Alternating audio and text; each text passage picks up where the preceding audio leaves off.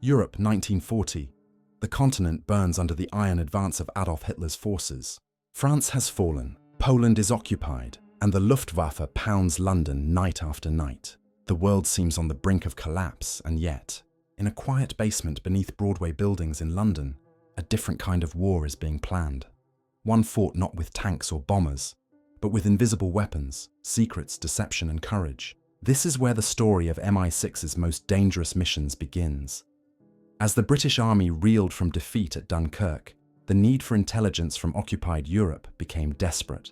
Prime Minister Winston Churchill, who had once described the spies of MI6 as the Ministry of Ungentlemanly Warfare, demanded new ways to fight. "Set Europe ablaze," he ordered. That command would birth operations so perilous that many of the men and women who accepted them never returned. They would become shadows in enemy territory, unseen yet pivotal to the outcome of the war. In 1940 and 1941, the task before MI6 was monumental: re-establish intelligence networks across Nazi-occupied nations. The Germans had dismantled much of the pre-war espionage systems. Every move was under surveillance. Every whisper could be betrayal. Yet agents volunteered: linguists, radio operators, civilians with foreign ties. Their missions ranged from identifying German troop concentrations to sabotaging rail lines and gathering plans for Hitler's new superweapons. One such operation, later codenamed Tricycle, would prove how deception could turn the tide of war. Duško Popov, a Yugoslav playboy turned double agent, embodied the contradictions of this shadow war. To the Germans, he was a loyal Abwehr spy. To the British, he was one of the most valuable assets MI6 had ever run. Fluent in several languages and utterly fearless, Popov operated under the codename Tricycle, managing an entire network of fictitious sub-agents. He was charming, calculated, and perfectly placed to manipulate German intelligence from within. The challenge was monumental. Nazi counterintelligence was ruthless. The Gestapo interrogated entire families at the slightest suspicion, and German double-agent traps were everywhere. Yet Popov played the game with lethal precision. In one critical moment in 1941, he was handed a German questionnaire asking about the defenses at Pearl Harbor, Hawaii. A clue that would later raise haunting questions about what the Allies knew before December 7th. Popov reported it to MI6 immediately, but bureaucratic caution and mistrust prevented it from reaching American ears in time. Meanwhile, MI6's Special Operations Executive, the SOE, a partner organization born from Churchill's fiery directive, began laying the groundwork for sabotage networks in occupied Europe. Their agents were trained in silent killing, demolitions, and cryptography at hidden estates across Britain. The line between MI6's intelligence work and SOE's sabotage blurred. In Nazi territory, survival often depended on combining both, gathering information while planting the seeds of chaos. Field agents operated under constant tension. Radios had to be kept silent for fear of direction-finding teams. Messages were transmitted in bursts no longer than 20 seconds. Capture was a death sentence, and the Gestapo was efficient. Yet, despite the danger, streams of reports began to flow back into London. Rail schedules, troop deployments, rumors of secret research projects. Piece by piece, MI6 was reconstructing the shape of Hitler's war machine. From the shadows of occupied Europe, the men and women of MI6 built a silent resistance. They carried forged papers, hollow coins hiding microfilm, and cyanide pills sewn into their clothes. They traveled under false names, never knowing if the next handshake was with a friend or a German informant. Their courage laid the foundation for Britain's survival during its darkest hour. By late 1941, London's intelligence rooms buzzed with activity.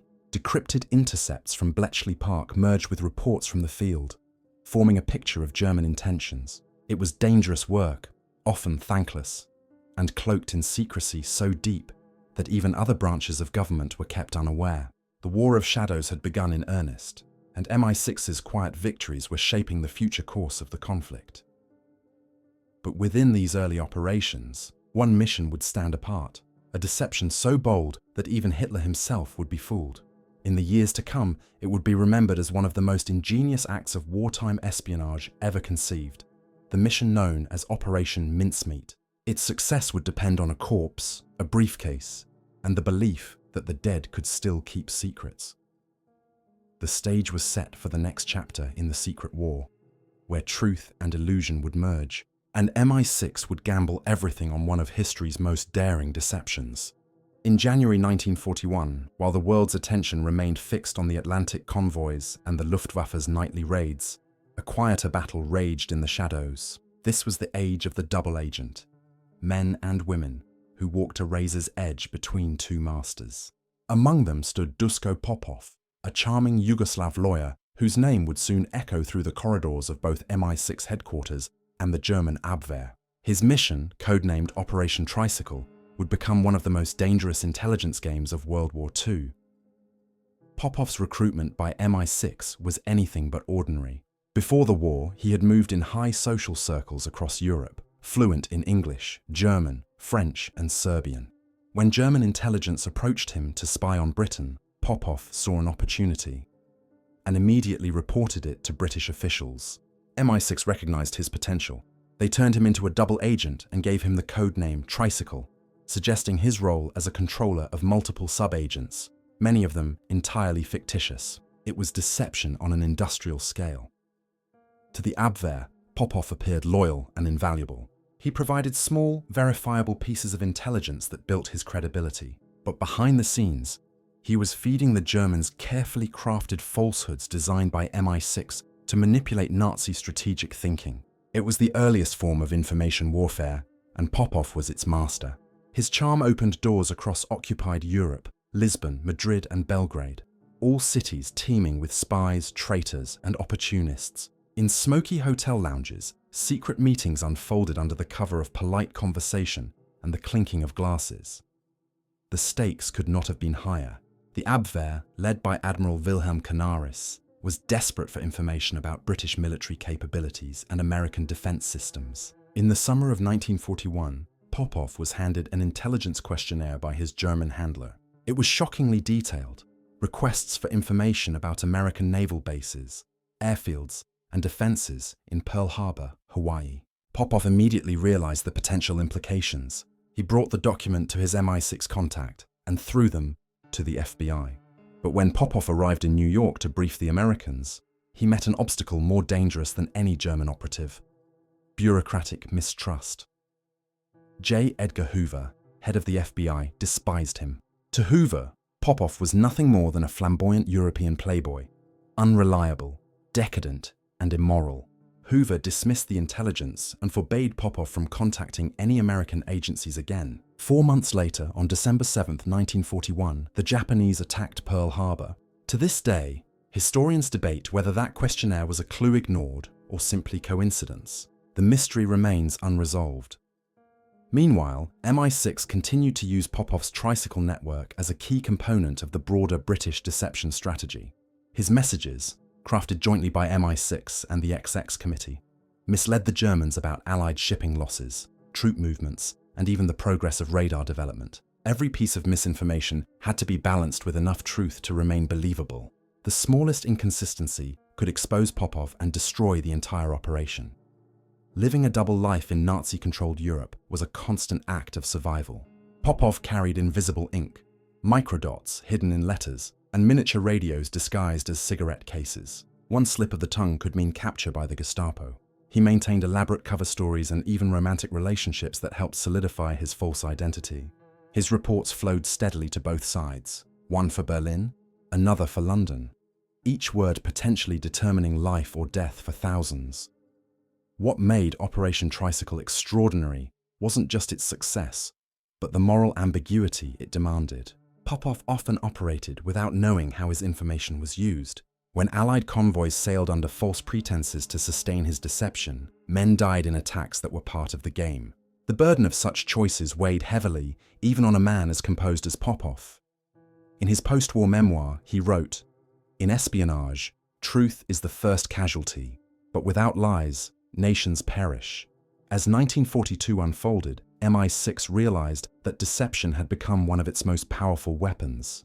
The Germans trusted Popov completely, even as his intelligence began shaping their own strategic decisions. His reports would later form the foundation of Operation Bodyguard, the massive deception campaign surrounding D-Day. Yet at this stage of the war, even the British could not predict how far-reaching the implications of Tricycle would be. In Lisbon, Popov's life constantly hung by a thread. The Abwehr grew suspicious after several of his couriers disappeared, and Gestapo informants whispered that a leak existed somewhere in their ranks. Popov narrowly escaped assassination twice, once by an agent who poisoned his drink, and another time when his hotel room was searched unexpectedly. Through luck and intuition, he survived both attempts, a ghost who refused to die. By the end of 1942, Operation Tricycle had proven something remarkable. The mind could be as powerful a weapon as the bomb. MI6 now understood that deception, executed with precision and courage, could save more lives than it risked. Yet, as Britain prepared for the eventual Allied invasion of Europe, one question haunted MI6's upper ranks. Could deception go further? Could it not only mislead the enemy, but shape the very course of a war? The answer would arrive in 1943, in the form of a body washed ashore on the Spanish coast, a corpse carrying a secret so convincing that even Hitler himself would believe it. The mission would be called Operation Mincemeat, and it would become one of the greatest espionage deceptions in history. It began with a corpse in early 1943, as Allied forces planned their next move after the North African campaign. The question dominating Churchill's war cabinet was simple yet perilous. Where would they strike next? The obvious target was Sicily, the gateway to Europe. But the obvious choice was also the most dangerous. German high command anticipated the invasion and had already reinforced its defenses. To succeed, the Allies needed to make Hitler look elsewhere. The task fell to British intelligence, specifically to MI6's Section 17M and Naval Intelligence Division under the brilliant but eccentric commander Ewan Montagu. Their weapon would not be guns or planes, but a lie so elaborate it would reshape the war's momentum. The operation was codenamed Mincemeat. The plan's origins were as macabre as they were ingenious. Two MI6 officers, Charles Cholmondeley and Ewan Montagu, proposed using a corpse carrying false documents to deceive the Germans. The body would appear to be that of a drowned British officer, supposedly carrying top-secret invasion plans. If the Germans believed the papers were genuine, they might shift their forces to Greece or Sardinia, leaving Sicily vulnerable to attack. It was deception built on the unlikeliest of assets, a dead man who would save the living. The struggle began with finding a suitable body. It needed to be believable, one that would appear to have died at sea, and whose identity could withstand investigation. After weeks of searching, MI6 secured the body of Glyndwr Michael, a Welsh vagrant who had died from ingesting rat poison. The coroner's report described him as a man of the right age and build. In life, he had been anonymous. In death, he would become Major William Martin of the Royal Marines, a fictional hero designed to fool the Third Reich.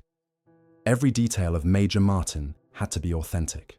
Montagu's team built an entire life around the corpse. Identity papers, a photograph of a fiancée named Pam, a receipt for a new shirt, theatre stubs, even a letter from his father. The documents, coded and casual, painted him as a genuine British officer on a special mission. His briefcase contained the heart of the deception. Letters from senior Allied commanders, implying an upcoming invasion of Greece and Sardinia. Every element was designed to feel natural, uncontrived, and deeply human. In late April 1943, the body was placed in a sealed canister filled with dry ice, loaded onto the submarine HMS Seraph, and carried to the coast of Huelva, Spain, a region known for strong German intelligence presence. In the early dawn hours of April 30th, the crew of the Seraph solemnly released the body into the sea, giving him a naval burial. When Spanish fishermen discovered the corpse hours later, Operation Mincemeat entered its most dangerous phase. Spain, officially neutral but sympathetic to Germany, became the stage for MI6's deception. British diplomats in Madrid feigned desperation to recover the lost documents, knowing their very eagerness would only enhance the Germans' interest. As expected, Spanish intelligence shared the materials with the Abwehr. Within days, German analysts had deciphered the false correspondence and concluded that the Allies were preparing to invade Greece. Adolf Hitler personally reviewed the intelligence and ordered the transfer of 2 panzer divisions from Sicily to the Balkans to MI6's gamble had worked. While British and American troops prepared for Operation Husky, the real invasion of Sicily, German reinforcements were diverted hundreds of miles away. When the Allied landings began on July 9, 1943, they faced far less resistance than anticipated. The deception had saved thousands of lives and accelerated the downfall of Mussolini's regime. But the men who orchestrated the plan, Montagu, Cholmondeley, and their MI6 collaborators, watched in silence, bound by secrecy. Their success could never be publicly celebrated.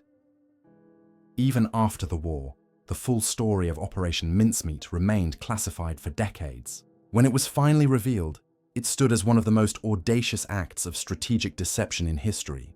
The documents found on Major Martin now rest in Britain's National Archives, a silent testament to the ingenuity and moral complexity of wartime intelligence. For the man behind the false identity, Glinda Michael, a simple epitaph in Huelva bears the inscription, "William Martin, born 1907, died 1943, served God, King, and country." But the operation also raised deeper, more haunting questions. What happens when war turns truth into a weapon? When the success of nations depends on lies so precise they become reality? The men of MI6 understood that their craft blurred every moral line, yet they continued, knowing that in deception lay survival. As Europe braced for the next phase of the war, MI6 turned its attention once more to occupied France. There, a different kind of mission awaited. One not of corpses and papers, but of courage and blood. The operatives of Section F were preparing to parachute behind enemy lines, where betrayal was a whisper away and death waited in the shadows. Their story would become one of the most perilous and mysterious chapters of Britain's wartime espionage. France, 1943. Beneath the surface of occupied Europe, resistance networks struggled to breathe. The Gestapo's grip was merciless. Radios triangulated in minutes, informants embedded in every village, and public executions carried out as warnings. Yet against this terror, MI6 and the Special Operations Executive, the SOE, continued to send men and women into the heart of Nazi territory. Their task was to gather intelligence, train partisans, and prepare France for the coming Allied invasion. The price of failure was death. The name of this clandestine effort, Operation Jedburgh. The Jedburgh teams were unlike any other unit in World War II. Small, three-man groups, usually composed of one British or American officer, one French officer, and one radio operator, parachuted into occupied France under cover of darkness. Their mission?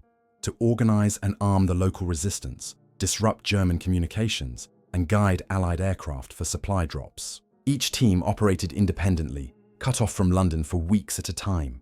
To the local Maquis fighters, they were symbols of hope. To the Germans, they were ghosts, hunted relentlessly by the Sicherheitsdienst, SD, and Gestapo. The first wave of Jedburghs landed in June 1944, days after the Normandy landings began. But their origins stretched back to 1943, when MI6's Section F, led by Colonel Maurice Buckmaster, began coordinating networks across France. From safe houses in Lyon, Paris, and Toulouse, Section F agents funneled weapons, money, and encrypted orders through couriers and radio links. Their operators, names like Violette Sabo, Philippe de Vomicourt, and Francis Suttle, codename Prosper, became legends of silent bravery. Yet many would never return. The struggle was brutal. Communication with London relied on cumbersome suitcase radios that had to be powered by hand generators. Every broadcast risked detection by German direction-finding vans, which could triangulate a signal in minutes.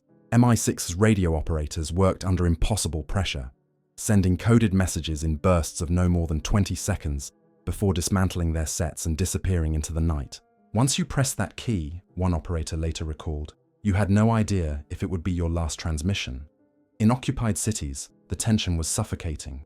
Gestapo raids were constant, and betrayal could come from anywhere.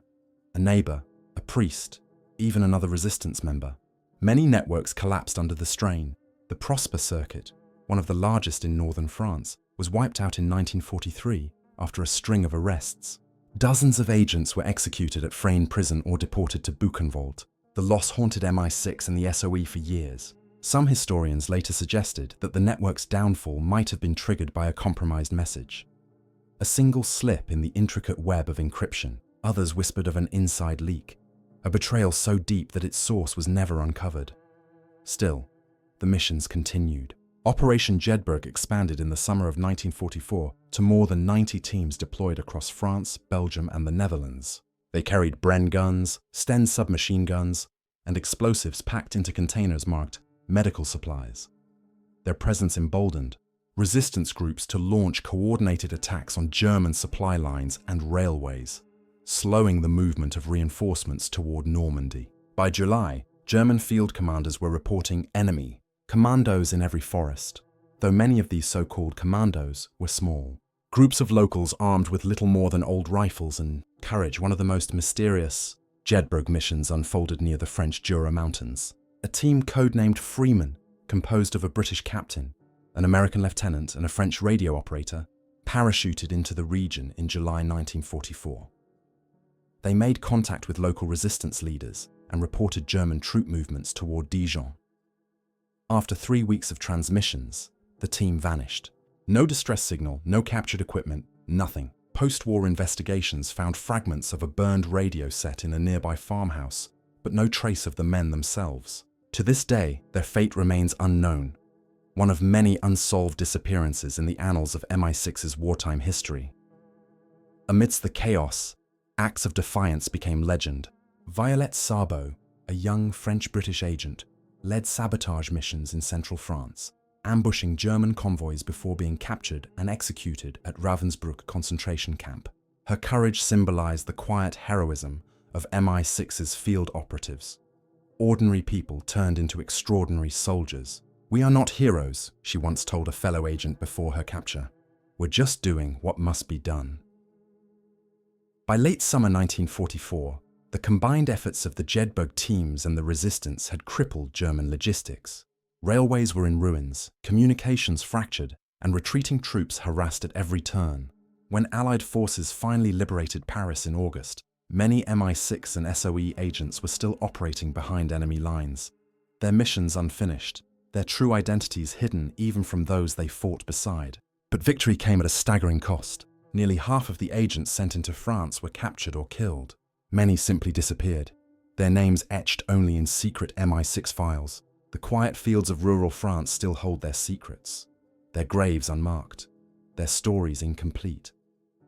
For MI6, the war was far from over. Even as France celebrated liberation, new intelligence reached London. Whispers of German research into terrifying new weapons. The V1 flying bomb and its successor, the V2 rocket. Once again, British intelligence would be forced to infiltrate the heart of Nazi industry, this time to hunt down and destroy the launch sites before they could devastate London. It would become one of the most perilous missions of all, Operation Crossbow. By the winter of 1943, the sound of war over London had changed. No longer was it the drone of Heinkel bombers or the scream of Luftwaffe raids.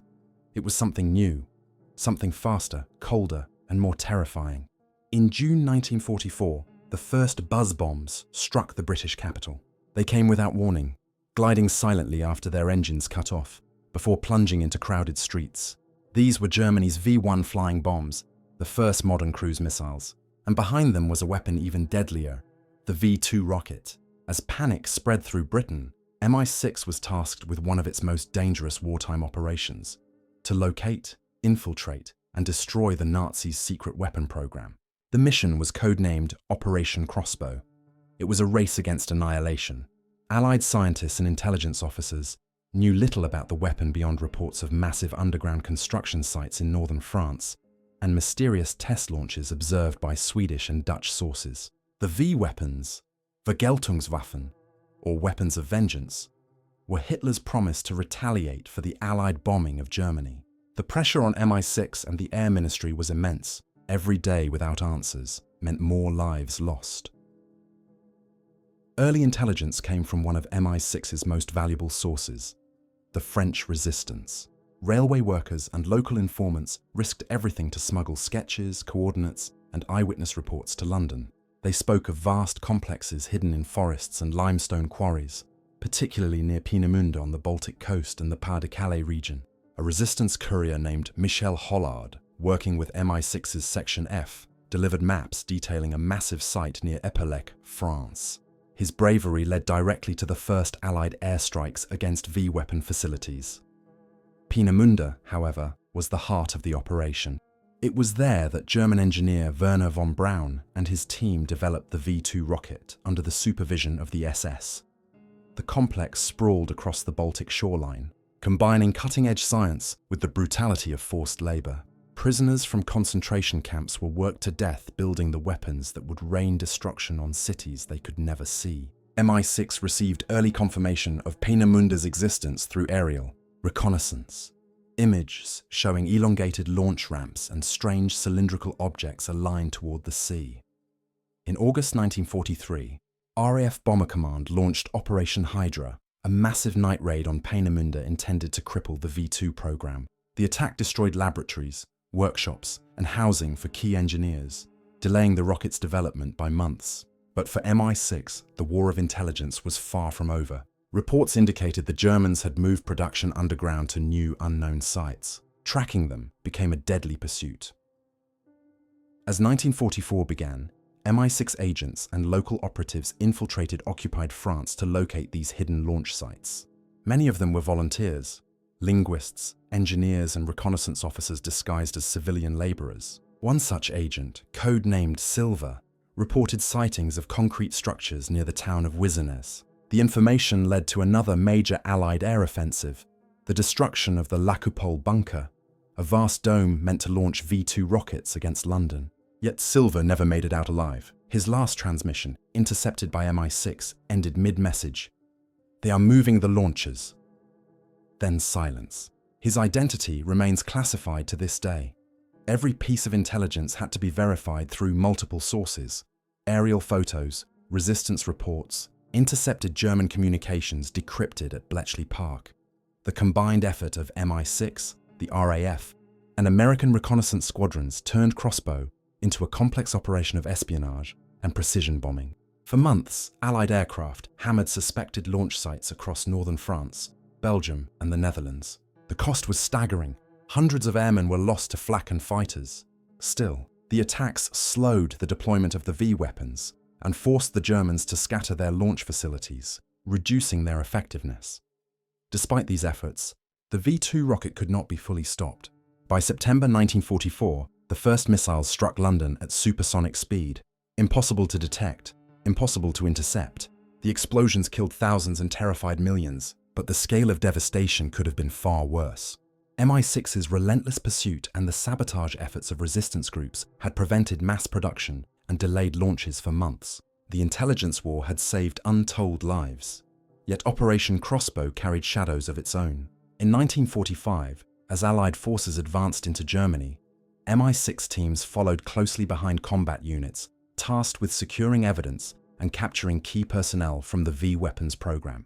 At Nordhausen, inside the Mittelwerk tunnels, British soldiers found the bodies of thousands of slave laborers, victims of the Nazi drive for technological vengeance. Among the wreckage were fragments of rockets, documents, and blueprints, proof of the scale and cruelty behind the V2 project.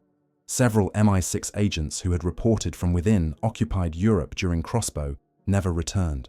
Their fates remain unknown, their codenames erased from declassified files. Some were likely executed by the Gestapo. Others may have been buried beneath bombed-out bunkers. In the shadows of victory, their sacrifices went unrecorded, their identities forgotten even by history. As Germany's front lines collapsed in 1945, MI6 faced one final task: to trace the remnants of the Nazi war machine, its scientists, its archives, and its hidden caches of intelligence. The mission would take them into the heart of a dying Reich, where secrets were being buried faster than the Allies could uncover them. What they found, and what they failed to find, would shape the world for decades to come. This was the final chapter of MI6's war in Nazi territory, the race for Germany's secrets. Germany, 1945. The Third Reich was crumbling. Allied armies closed in from the west and east. Cities lay in ruins, and Hitler's once mighty war machine was collapsing into chaos. Yet for MI6, the end of open warfare marked the beginning of a new, more elusive battle, the race for secrets. The Nazi regime had hidden a vast web of intelligence, technology, and personnel that could shape the post-war world. What began as the final phase of espionage in Nazi territory would become a silent contest among allies and enemies alike.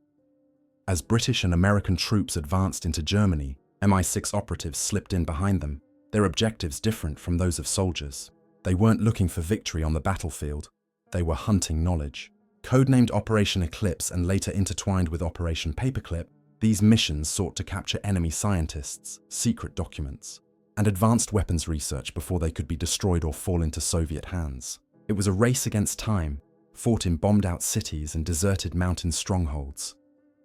MI6 field agents worked under the Directorate of Intelligence Targets, often posing as war correspondents, engineers, or staff officers. Their orders were simple but perilous. Locate the archives of the Reich Security Main Office, identify surviving intelligence officers, and secure any records related to foreign espionage, cryptography, or weapons development. Many of these operatives had already survived years behind enemy lines. Now they faced a new challenge, a nation in collapse, where loyalties shifted with every passing day. One of MI6's primary targets was the Nazi Foreign Intelligence Service, the MI6 of the RSHA, which had operated a vast network of spies across Europe and the Middle East. As Berlin fell, its records vanished. Trains loaded with documents left the capital in the final days of April 1945, heading south toward Bavaria and Austria. Some were intercepted, many were never found. Decades later, fragments of those files resurfaced in private collections and intelligence archives, hinting at missing agents, compromised networks, and secret negotiations that blurred the lines between friend and foe. Among the most sought-after figures was General Reinhard Gehlen, head of German military intelligence on the Eastern Front. Anticipating defeat, Gehlen ordered his staff to bury microfilm archives in waterproof containers in the Bavarian Alps. When he surrendered to the Americans, he offered MI6 and US intelligence the location, in exchange for his freedom. His network would later form the backbone of West Germany's Cold War intelligence service. For MI6, it was a reminder that the end of one war was merely the beginning of another. But not all missions ended with success. In April 1945, a small MI6 detachment operating under cover of the British 21st Army Group entered the Harz Mountains, following leads about a secret SS research facility. The team, led by Major Peter Wilson and accompanied by 2 intelligence specialists, disappeared en route. Their final message mentioned sealed tunnels and heavy resistance. When Allied forces later reached the area, they found abandoned laboratories and half-destroyed documents referencing special research projects. The bodies of Wilson's team were never recovered. Whether they were killed in combat or silenced for what they found remains one of MI6's enduring mysteries. Meanwhile, in Berlin, chaos reigned. British agents sifted through the ruins of ministries and headquarters, salvaging scraps of intelligence under sniper fire. The destruction was so complete that much of the Third Reich's espionage history simply vanished into smoke. Yet among the debris, they discovered extraordinary evidence. Coded telegrams detailing German efforts to infiltrate Allied governments, correspondence with neutral states, and plans for post-war escape routes known as the rat lines. These documents would later lead MI6 to track former SS officers as they fled across Europe, South America, and the Middle East. The emotional toll on MI6's agents was immense. Many who had operated in Nazi territory for years were exhausted, their nerves shattered.